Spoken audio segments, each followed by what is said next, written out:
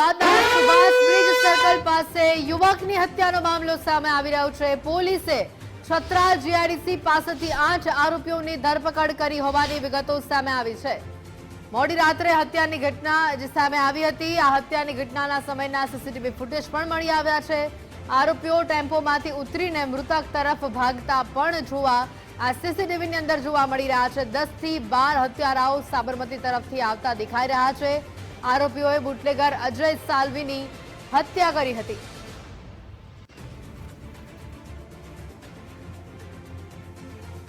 વધુ વિગતો સાથે સંવાદદાતા અર્પિત દરજી અહીંયા જોડાઈ ચૂક્યા છે। અર્પિત, જે પ્રકારેનો આ સીસીટીવી ફૂટેજ સામે આવ્યા છે કે જેમાં 10 થી 12 હત્યારાઓ આવતા જોવા મળી રહ્યા છે, મૃતક તરફ તેઓ ભાગતા જોવા મળી રહ્યા છે, સૌથી મહત્વની વિગત જે પ્રકારે તેઓની ધરપકડ કરવામાં આવી છે, હજી પણ આમાં કેટલા લોકોની સંડોવણી છે અને આગળ કેવા પ્રકારની કાર્યવાહી હાથ ધરાશે? ગઈકાલે હત્યાની ઘટના સામે આવી હતી। સૌથી વ્યસ્ત વિસ્તાર છે, બરાબર સુભાષ સર્કલ બ્રિજ હતો, ત્યાં હત્યા કરવામાં આવી હતી। ક્રૂરતાપૂર્વક એક વ્યક્તિને જેનું નામ અજય સાલ્વી સામે આવ્યું હતું, એની હત્યા કરી દેવામાં આવી હતી। હાલ પોલીસ દ્વારા 8 આરોપીની ધરપકડ કરવામાં આવી છે, જ્યારે મુખ્ય આરોપી છે 3, જેમાં આશિષ ઉપરાંત અન્ય 2 વ્યક્તિઓનો સમાવેશ થાય છે, જેમાં એકનું નામ સાગર છે।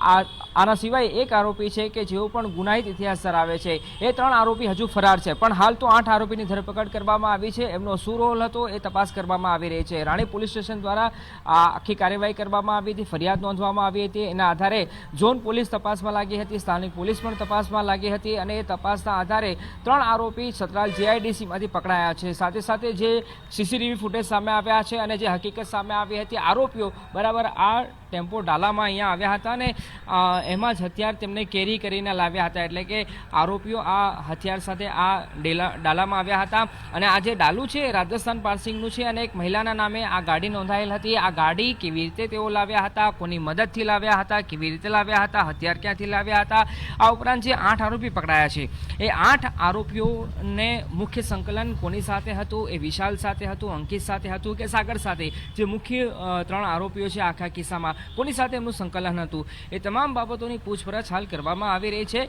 ગઈકાલે જ્યારે હત્યાની ઘટના સામે આવી હતી ત્યારે અમદાવાદ શહેરમાં ખૂબ ચર્ચાનો વિષય બન્યું હતું। ઘટનાની ગંભીરતાને જોતા સ્થાનિક પોલીસ અને અન્ય એજન્સીઓ પણ તપાસમાં લાગી હતી અને આરોપીઓને પકડવા માટેની આખી તજવીજ હાથ ધરવામાં આવી હતી। અંતે આરોપીઓની ધરપકડ થઈ ચૂકી છે, 8 આરોપી પકડાયા છે। આ સિવાય અન્ય મુખ્ય 3 આરોપી છે એ હજુ ફરાર છે, એને શોધવા માટે પણ પોલીસ કામે લાગેલી છે અને થોડી વારમાં અધિકૃત રીતે અધિકારીઓ દ્વારા આ મામલે પ્રેસ કોન્ફરન્સ પણ કરવામાં આવશે અને જે ઝડપાયેલા 8 આરોપીઓ છે એ 8 આરોપીઓ ક્યાંના છે, કેવી રીતે મુખ્ય આરોપીઓના સંકલનમાં આવ્યા હતા, એ તમામ બાબતોને લઈને પૂછપરછ કરવામાં આવી રહી છે। પણ આ આખા કિસ્સામાં સૌથી અગત્યની, રસપ્રદ અને મોટી વાત એ છે કે આ કિસ્સામાં મૃતક અજય સાલ્વી છે, આ ઉપરાંત 3 મુખ્ય આરોપીઓ છે, ઉપરાંત સાક્ષીઓ છે, એ તમામ લોકો ગુનાહિત ભૂતકાળ ધરાવે છે। તમામ લોકો સામે લગભગ 5 થી લઈને 10 જેટલા ગુના અલગ અલગ પોલીસ સ્ટેશનમાં નોંધાઈ ચૂક્યા છે। એમાં પ્રોહિબિશનના ગુના હોય, છેડતીના ગુના હોય કે હત્યાના ગુના હોય, એ તમામ પ્રકારના ગુનાહિત ઇતિહાસ આ તમામ આરોપીઓ ધરાવે છે। આ ઉપરાંત મૃતક પણ ધરાવે છે, એટલા માટે પોલીસ માટે પણ સૌથી મોટો પડકાર હતો આ કેસને સુલઝાવો, એટલે કે ડિટેક્શન કરવો, પણ પોલીસને હાલ સફળતા મળી છે અને 8 આરોપી પકડાયા છે અને અન્ય જે 3 મુખ્ય આરોપી ફરાર છે એને પણ શોધવા માટે હાલ પોલીસ કામે લાગેલી છે। બિલકુલ, આભાર વિગતો બદલ।